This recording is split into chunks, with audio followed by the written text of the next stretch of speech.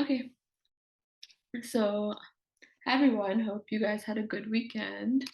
Um, so welcome to session 3 of the Female Bond Fellowship. It's crazy that almost 1/3 of the way through, like time has really flown. So today I wanted to cover an area of fixed income I'm super passionate about, which is the EM space. And then wanted to like brainstorm how we can address diversity in the industry, and lastly prepare for our guest speaker next week, who would be Naman Jain, who's a portfolio manager at Citadel, in the global fixed income division. Okay, so two emerging markets. I work at Silverhill Capital, which is a short duration investment grade emerging markets fund management firm. And we invest in about every country, but our specialty is emerging markets Asia. So that's like India, Indonesia, Philippines, Korea, Mongolia. Those are like some of the our key specialties as well. Just like a show of hands, Shannon and Li Wen, would have you guys dealt with EM before? And if No. yes, in like what capacity? Okay, cool. No. I think Michelle just joined as well. Hi, Michelle. Okay, so let's just dive right into it. So, what are emerging markets bonds in the first place? So, there's a lot of definitions that go about describing what emerging markets are, and in fact, because there's so many different definitions, it leads to a lot of arbitrage opportunities as well. So at its very core, emerging market bonds are essentially debt instruments issued by developing countries. IMF, MSCI, and World Bank all have different definitions. So that confusion actually leads to a lot of interesting things happening. So, for example, in 2013, Greece was demoted from being a developed economy to being an emerging market economy, but based on the MSCI definition. And MSCI, as you know, like develops a lot of indices. So as a result of that, Greece saw about $200 million of investment leave from its country because it was no longer a part of the emerging market, developed markets index. But as a result of that, it also saw $1 billion of inflow because now it was an emerging market based on the new classification. And relative to other emerging markets, obviously it's much more developed. So provided a better return versus the risk it contained as well. So similarly, like India with a per capita GDP of below $2,000 is a developing economy, whereas China with a per capita GDP of a little less than 7,000 is by definition actually a developed economy. And like I'm not sure, but like how many of you guys would actually classify China to be like developed in every sense? Like any thoughts on that?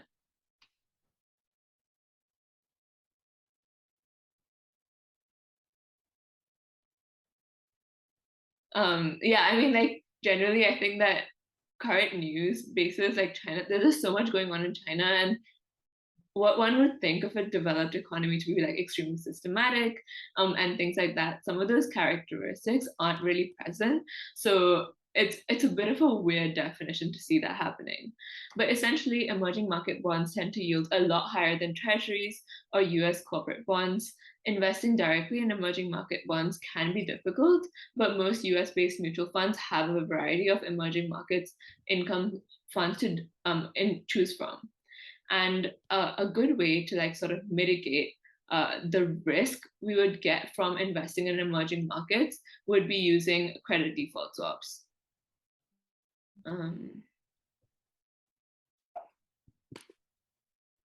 So just this graph shows, compared to the rest of the asset classes, emerging markets actually offer a better yield with a lower duration. So essentially, the risk reward profile for high yield investment in emerging market bonds is very attractive. And of course, like having a lower duration bond would mean that the amount of risk you're taking for a long period of time is decreased substantially. So investing in low duration would be like between 0 to about 5 years of duration. So just a quick comparison between emerging markets versus developed market interest rate differentials. This graph shows that it's actually significant, and very often you can get um, a lot more benefit from investing in emerging markets. Obviously, there's a lot more risk there involved as well. So I guess like a question I wanted to like discuss with you guys was that why do EM credits really pay a premium over DM bonds? Like, why would you think that would actually happen?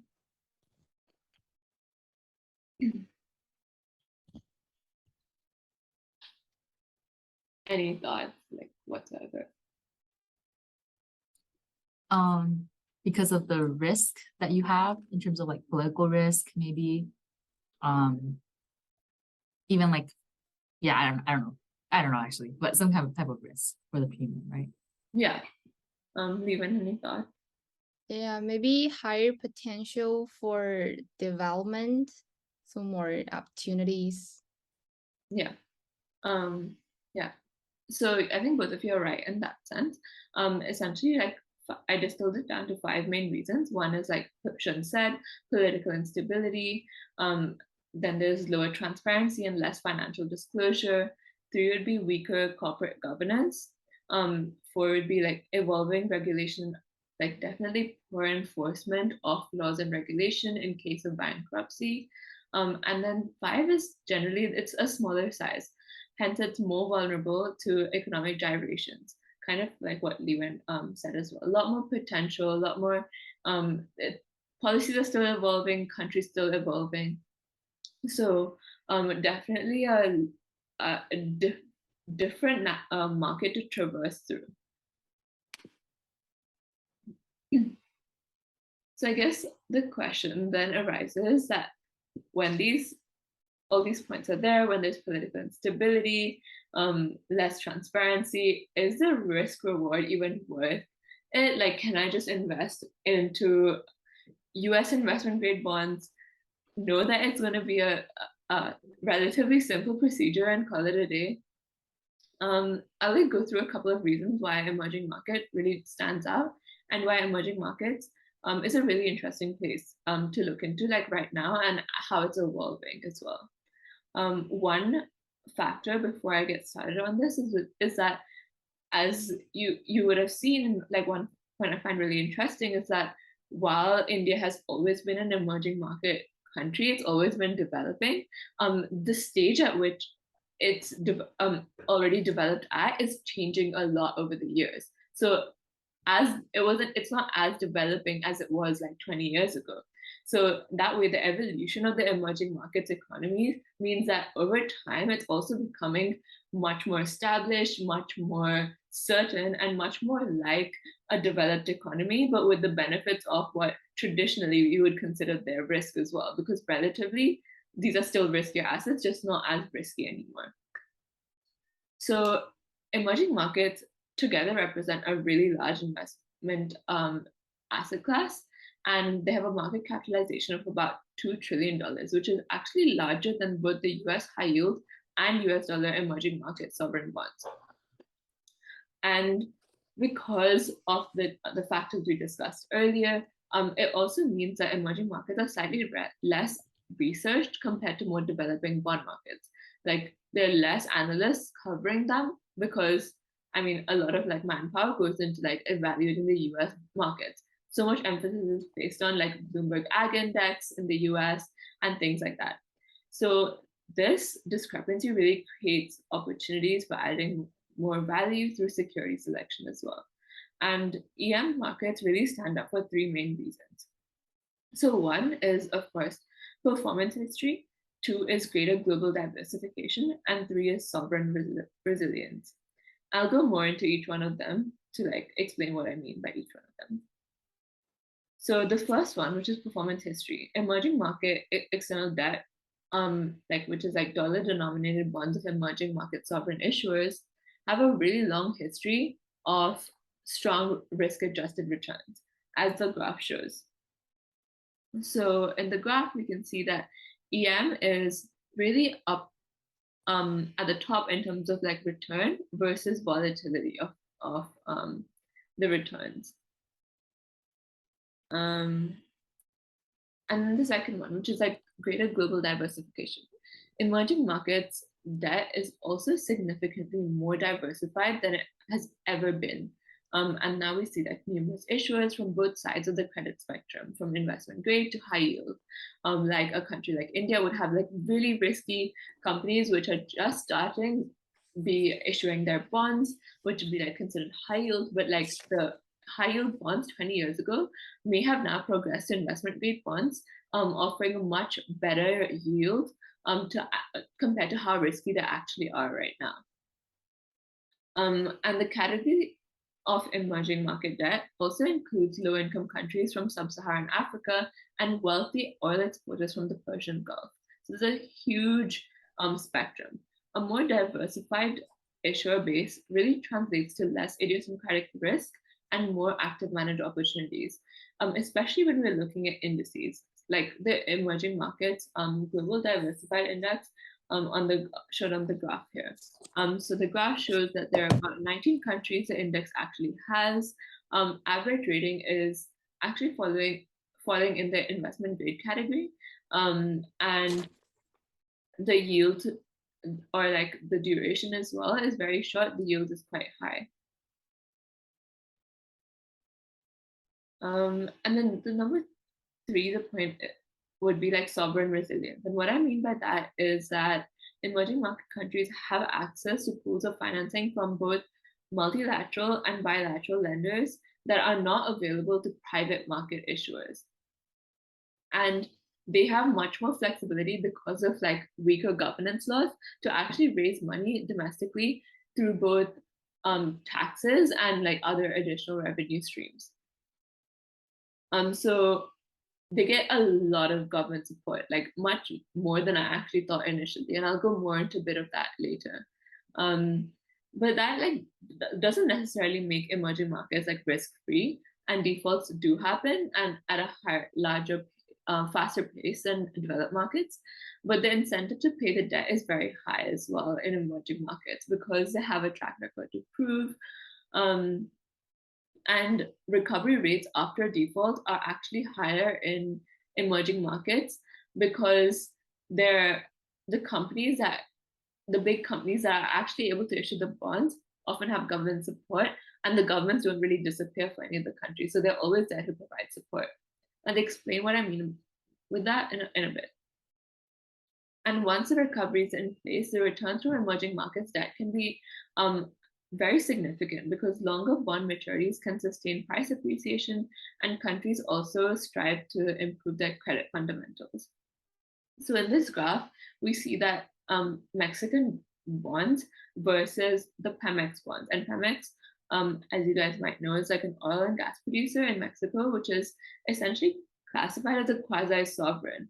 What that means is that it gets a lot of support from the Mexican government, but it's not linked to the government.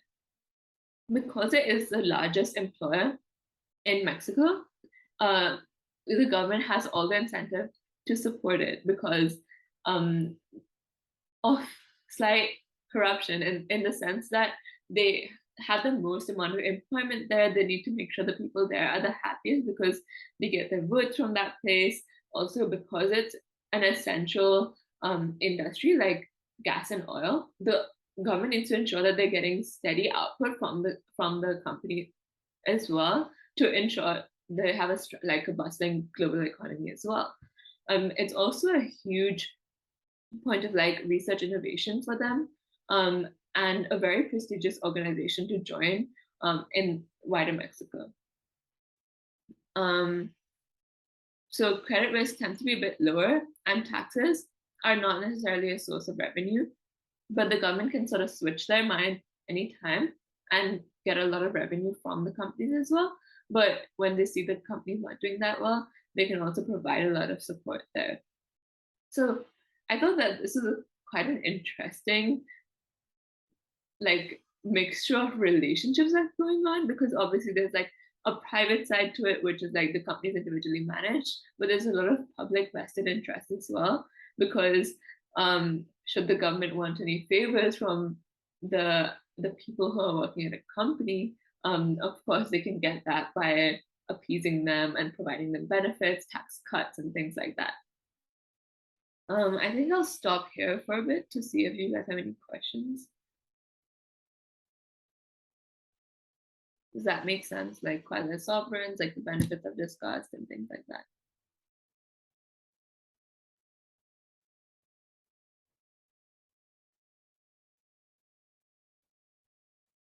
Okay, I'll proceed then.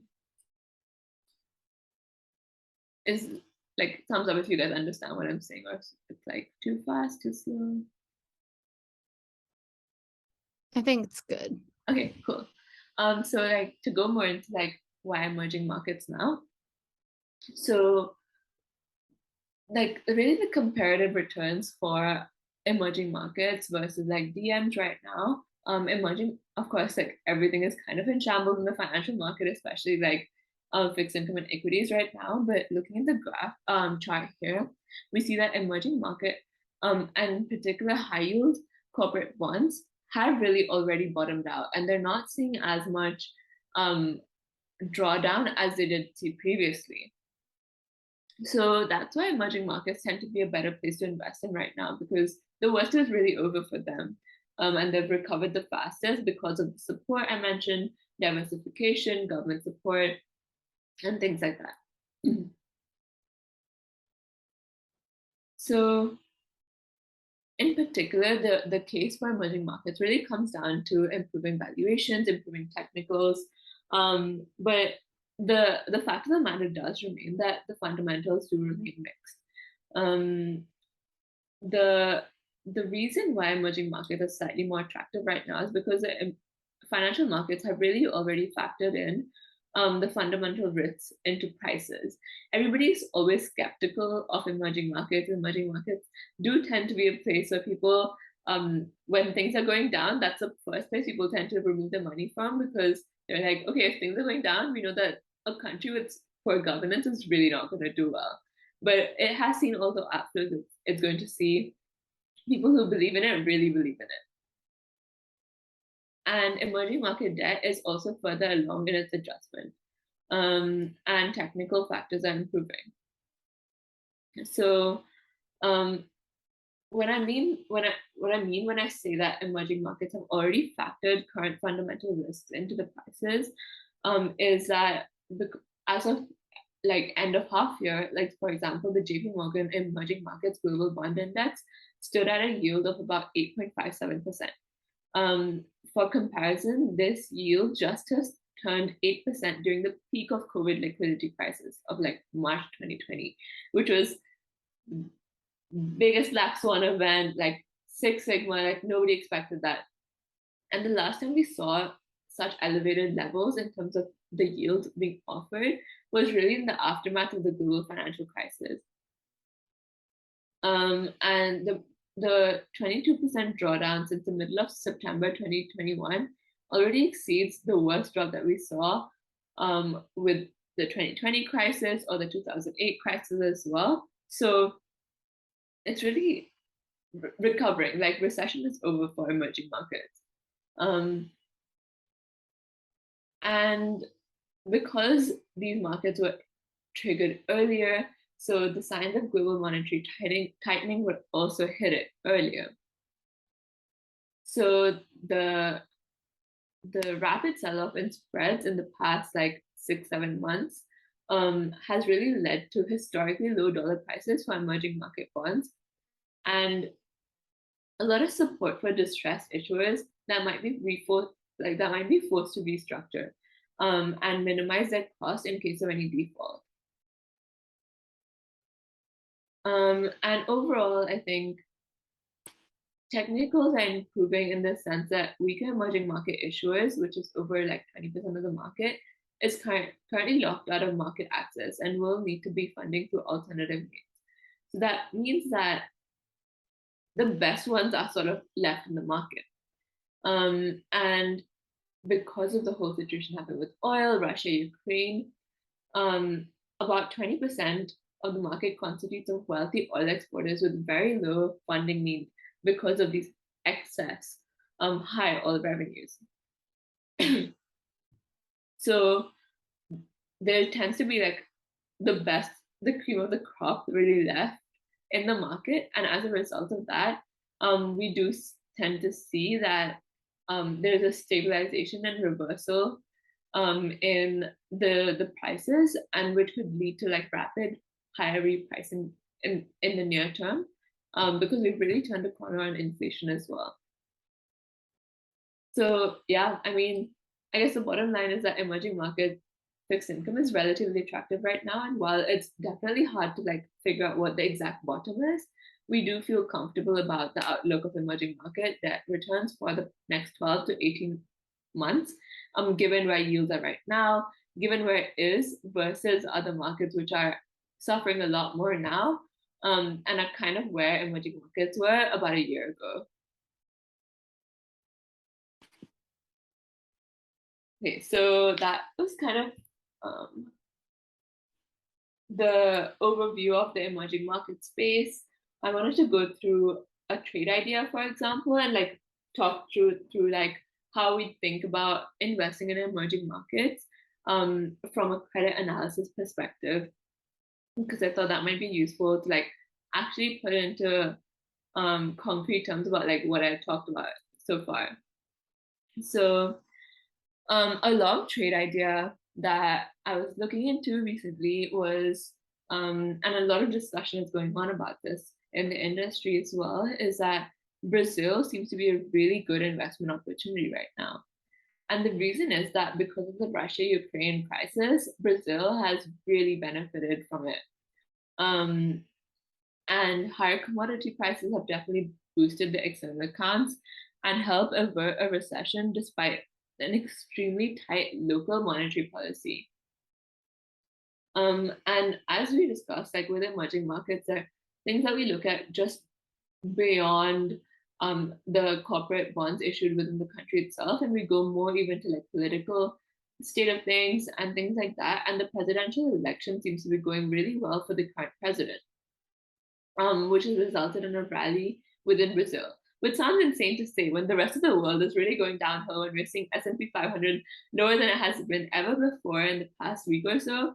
In the past, it has ever been for the past 2 years in the past week or so. Brazil is actually doing really well. Local bonds are rallying and things like that.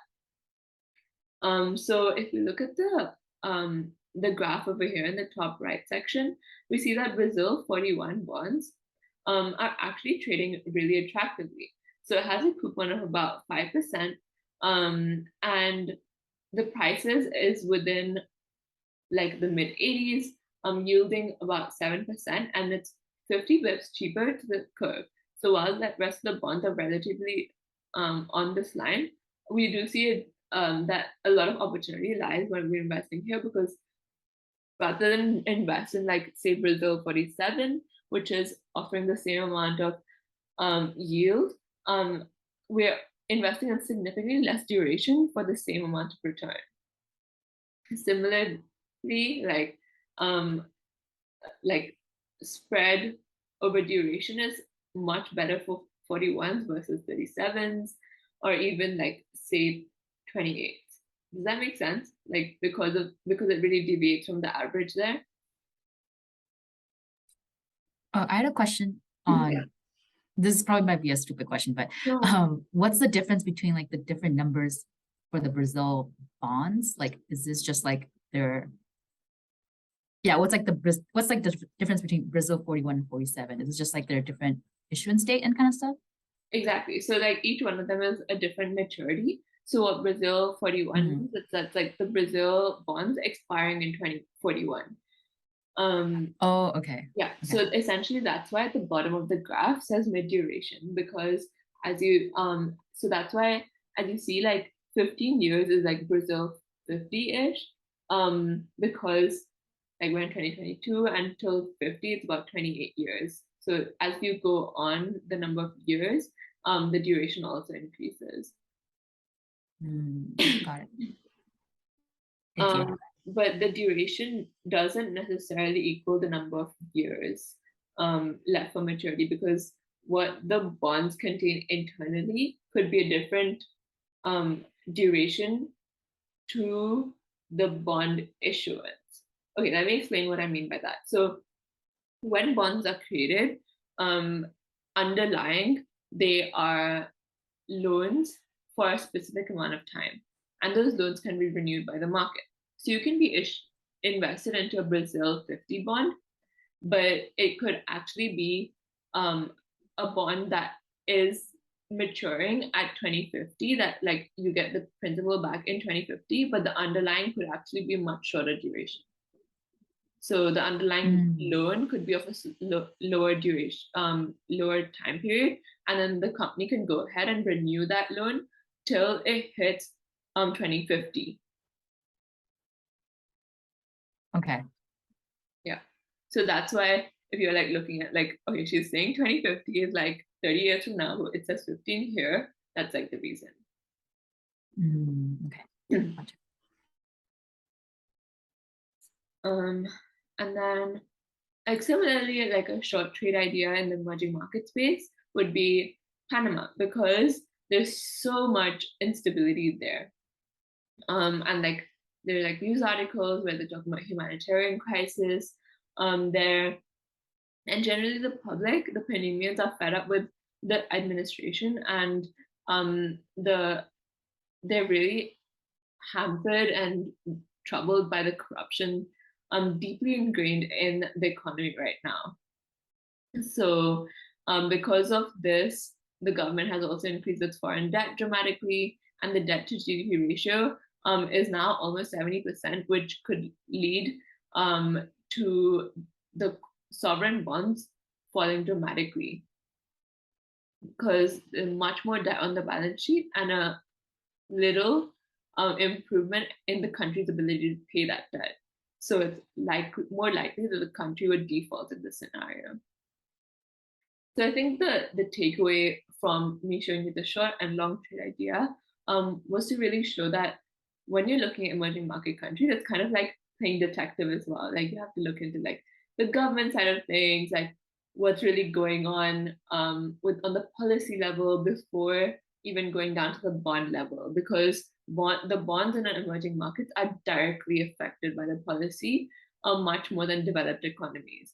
Like what a Dell technology bond, for example, would do is, yes, of course, affected by the Biden administration's technology bills and like their technology vision, but it's not as much affected as like what a government would make a decision on in Mexico. And then as a result of that, Pemex would greatly suffer, because if the government decides that they are going to decrease the amount of money in the balance sheet, that means Pemex, which is an oil support in Mexico that we just talked about, would get much less support from the government going forward. Does that sort of make sense? Okay. Any questions? I'm kind of done with the emerging market segment. We'll move on to the second part of the agenda. But yeah, any questions? Happy to answer. Like nothing is really stupid here, because I've asked literally every stupid question that can be asked.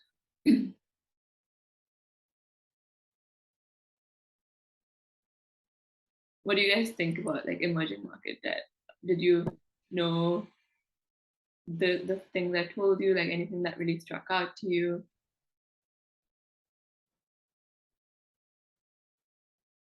I think the point that I took away is kind of like playing the detective, and also kind of like, people think that emerging market is like kind of going to be risky, like based on all these factors and the risk that it has. But yeah, I mean, it can present an opportunity. So on that note, I actually wanted to ask you, like, is there any indexes that you invest in, or that you recommend, like, keeping track of for bond market within the emerging?